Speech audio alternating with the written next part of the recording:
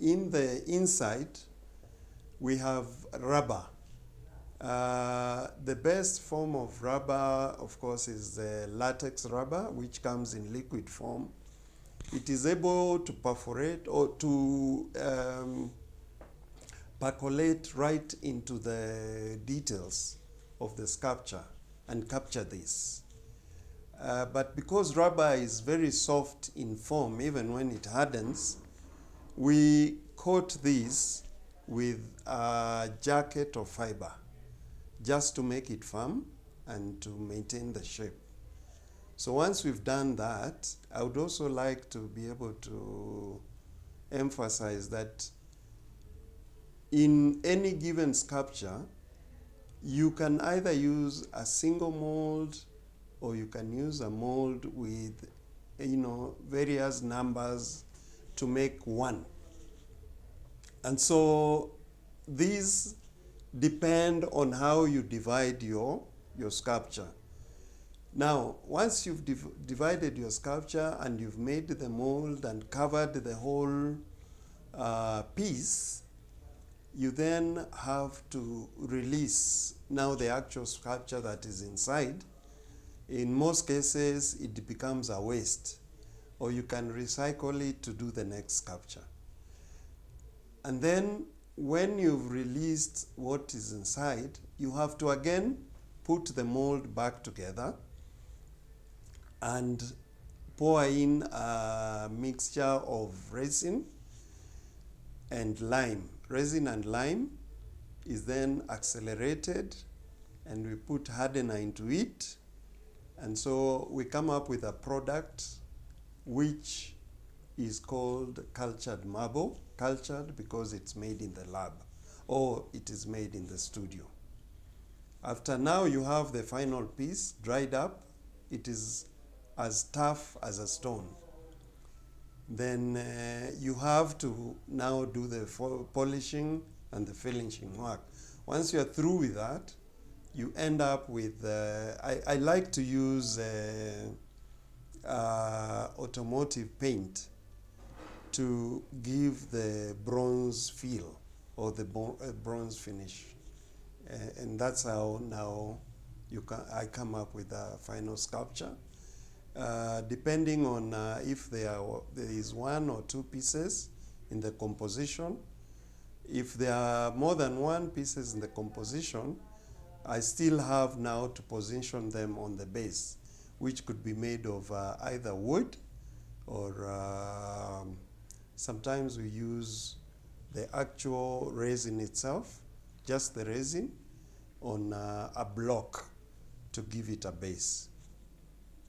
Seems like there is a lot of work that goes into your artwork, into the creation of your artwork. How do you feel when someone takes your artwork and forges it? Yes, actually, the biggest reason why I moved into 3D sculpture or 3D art is because I had a lot of issues when I was doing my painting and art sketches, pencil sketches, because they are very easy to forge. I mean, people just take photographs of them and they go to a printer and they are able to reproduce your work. And of course, because they are able to make large quantities, it means they can sell it at a cheaper price without your knowledge. And so I moved more into 3D because I thought that if one must forge my sculpture, then number one, they would have to buy the piece. And once they bought the piece, they would have to go through the same process that I go through to reproduce. And that makes it just a little bit much more difficult for them to do. But of late, there is a worry because we have seen 3D printing machines coming into the space. And this is very worrying for us because we have a lot of artwork that is coming in from China. it is 3D printed, but it is our artwork. So this must be curbed because it is really spoiling the market for the local artists. Remember, an artist has already created a job for himself. All that the government needs to do is to facilitate for the artists to get the market, and when they get the market, then they are able to sustain jobs. So unlike other professions where people just keep asking government for jobs, artists have already created their own jobs. So all they need to do is to be supported, to source the market, and to be given that protection that we must, what can be bought from the locals should not be imported into the country. So artists need a lot of protection in this direction. Let's talk about the copyright law in Kenya and what it has done for you so far, and what it should do for you and how it can be bettered from your perspective as an artist. You've worked in the industry for 30 years, so I think you have enough knowledge to tell us more about copyright laws and how you can benefit more from it. Yes, thank you. The copyright law of Kenya, I think, is one of the least, should I say, developed or least focused on. I'll give you a very interesting story. I have a friend of mine who is an artist, and they came up with a very, very creative concept. They put it on oils on canvas, and after a couple of days, they made some hawker in the highway, just selling the similar piece. Now, this friend of mine, of course, got shocked because he didn't know where this hawker had gotten the piece from, because as far as he's concerned, he had sold the original piece to the client. Some clients are very clever. They come and they buy your piece, but they have a way of going again to the printers, and they take shots and they duplicate your work. Now, the only terrible thing about art and the copyright law is that this friend of mine, although he approached the hawker and introduced himself, and he was demanding to know where this hawker got this piece, the guy looked at him in a ridiculous manner. He was like, this can't be your piece. I didn't get it from you, so it cannot be your piece, And this tells you that we are in a dilemma as artists, because when you want to register a concept or an idea, you must go to either KIPI or to the copyright.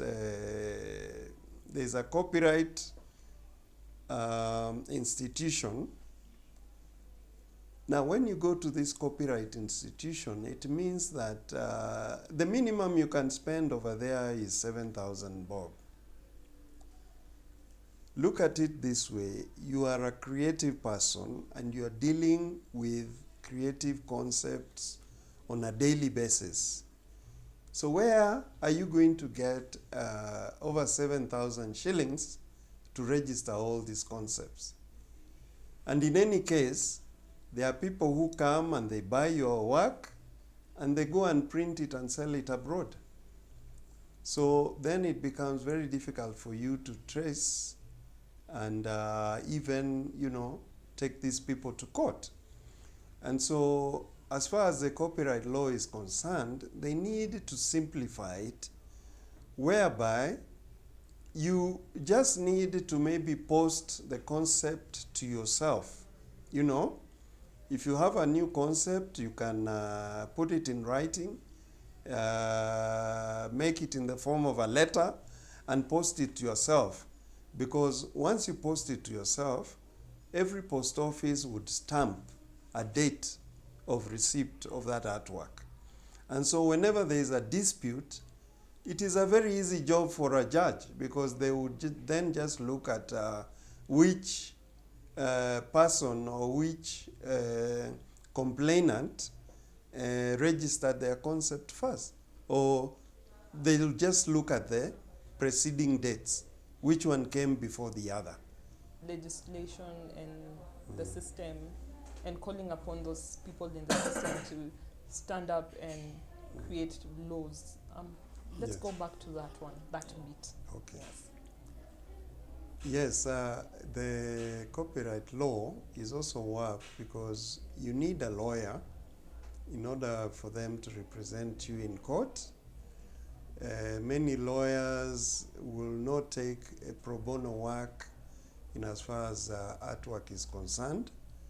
You need to give them deposits before you can access their services.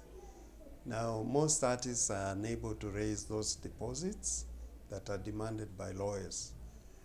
If your case eventually finds its way into a courtroom, there is also a percentage of the total amount being litigated upon, which stands at, I think, between 10 to 15% of the total amount. Now, if you're an artist and you're coming up with these concepts, the concepts themselves cost you a lot of money to put together. Then you realize somebody is stealing your idea, be they corporate, be they individual, and you've taken them to court. You are still asked to pay for deposits for these cases to go on. Now, this becomes quite a challenge for the artists, in that they are then unable to follow up with the cases because of that financial aspect of things. And therefore, you find that artists are losing out. Their concepts are being stolen, and some of them cannot afford to take them to court. Those who can afford to take them to court, they have barriers that are, put ahead of them, and therefore the cases are just dropped like that. So that's quite a bit of a challenge. Now, I am looking at young legislators. I want to specifically quote or name somebody like KJ, who is the MP for Dagoretti. He comes from a creative background. I also want to look at somebody like Jagwa, who is the MP for Starehe. He comes from a creative background. And there are a lot of other young members of parliament. For instance, Babu Owino.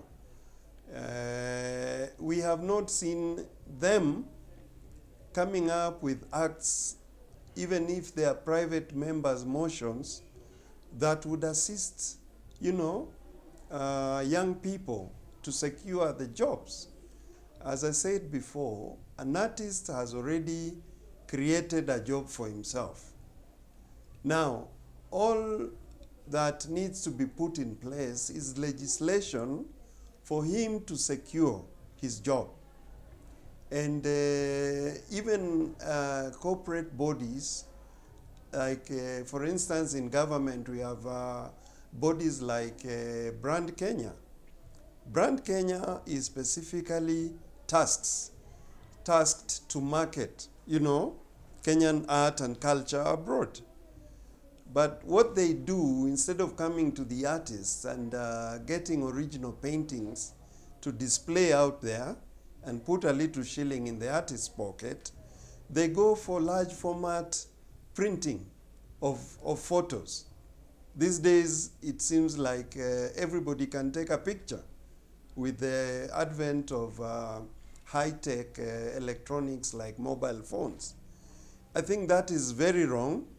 We have professional photographers, we have creative artists who can come up with sceneries and, cultures and peoples of Kenya, and this can be marketed abroad easily.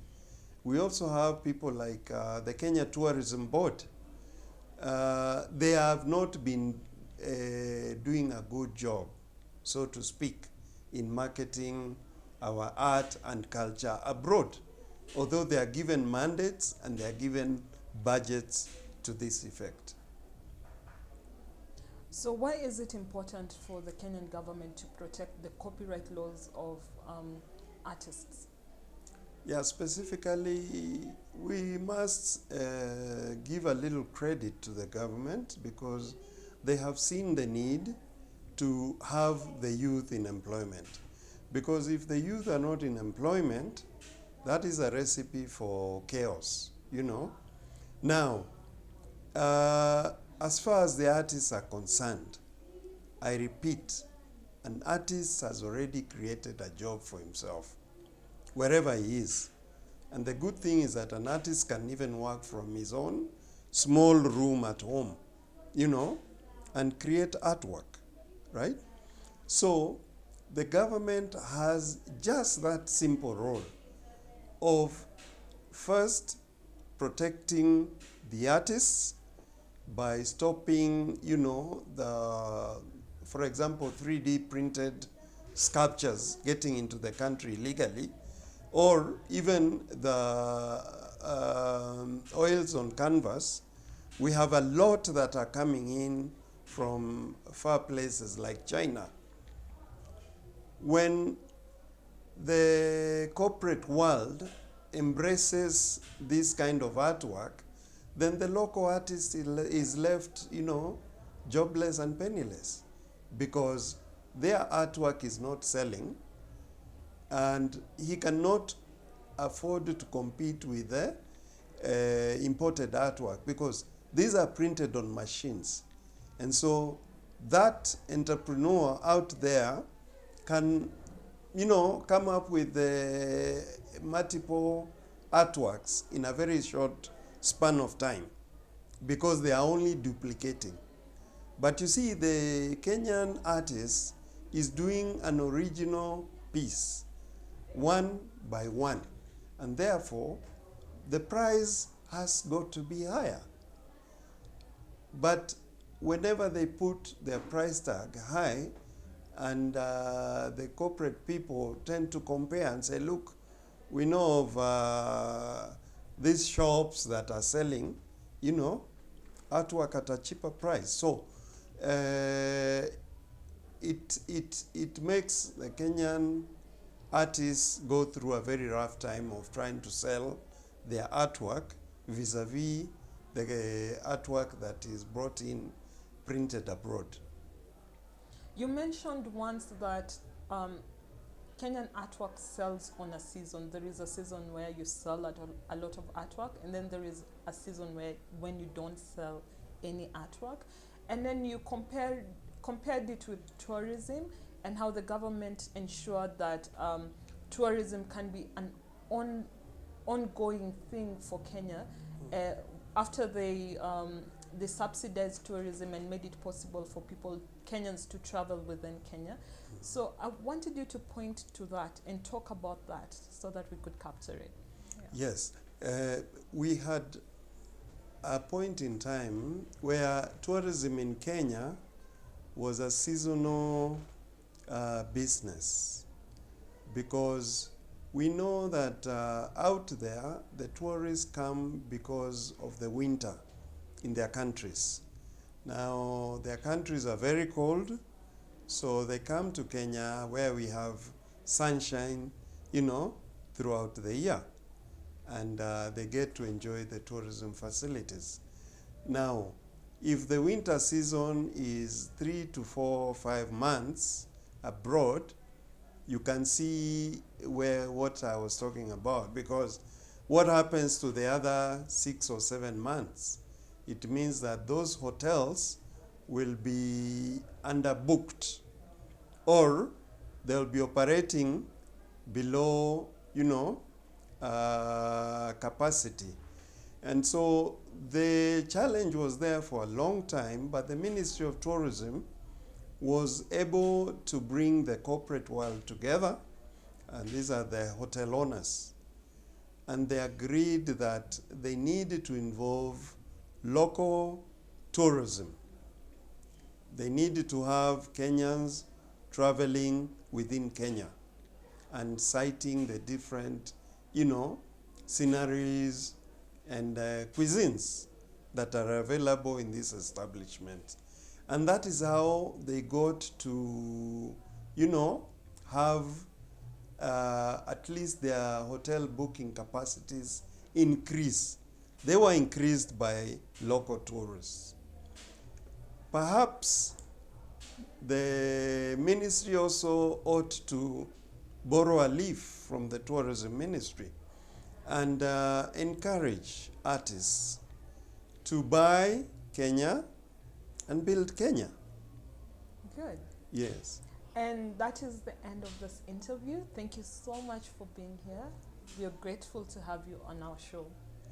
It's a pleasure. Thank you very much. I'm also grateful that you took your time to come and visit our studios. Thank you. Thank you.